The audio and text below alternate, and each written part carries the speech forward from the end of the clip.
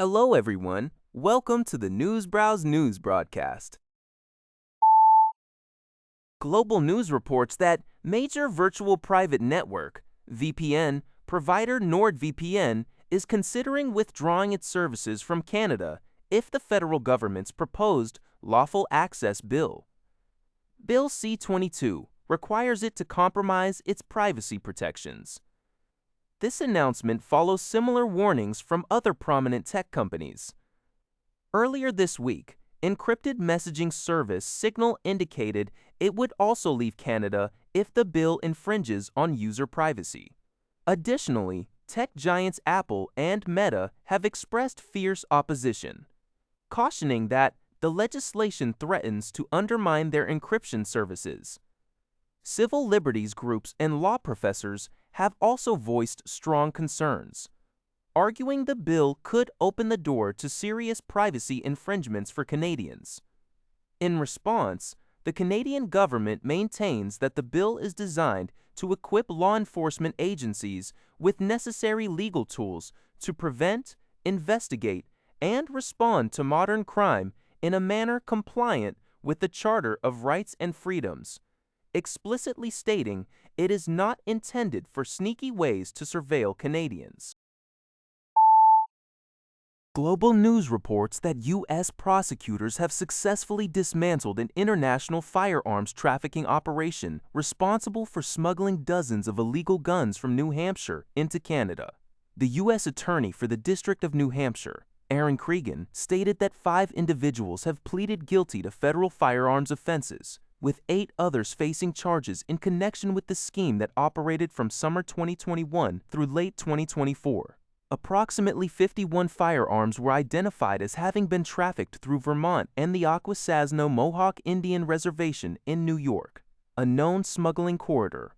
Alarmingly, several of these weapons were later recovered at violent crime scenes in Canada, including a kidnapping and attempted murder in Montreal. The operation involved individuals legally prohibited from purchasing firearms, who then tasked others with straw purchasing the weapons from licensed dealers. Canadian and U.S. border security agencies, including the ATF, Homeland Security, CBSA, APP, Sûreté du Québec, and tribal police, collaborated on the investigation, underscoring the importance of international partnerships in disrupting cross-border criminal networks.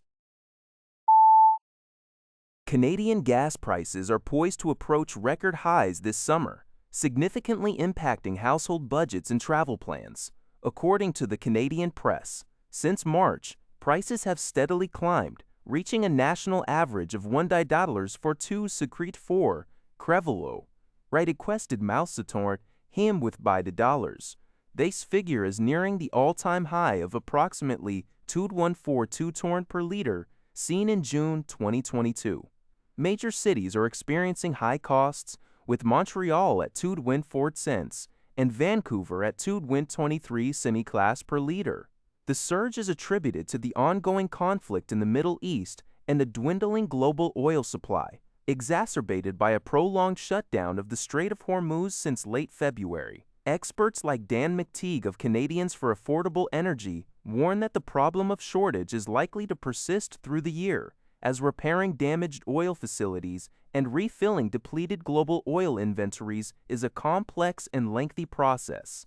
While consumers are expected to endure these higher fuel costs for summer travel, they may compensate by cutting expenses elsewhere, such as groceries. Gas prices vary widely across Canada due to factors like provincial taxes and transportation logistics.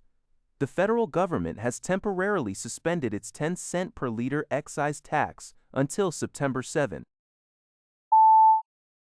CTV News reports that the University of Toronto has officially revoked the honorary degree it awarded to musician Buffy Sainte-Marie in 2019. This decision comes 3 years after a 2023 CBC investigation brought her claimed Indigenous ancestry into question. The university stated that the revocation followed a petition sent to its Standing Committee on Recognition in 2025, which unanimously recommended rescinding the degree. This is not the first honor to be stripped from Sainte-Marie. She was also stripped of the Order of Canada in 2025 for similar reasons. The CBC investigation suggested she was born in Massachusetts in 1941 and likely has Italian-American ancestry, contradicting her previous claims of being born on the Piapot First Nation Reserve in Saskatchewan and adopted. Sainte-Marie has consistently denied these accusations, maintaining that her Cree family adopted me forever and this will never change. She has yet to publicly comment on the University of Toronto's latest action. That's all for this video. Thank you for watching. See you in the next video.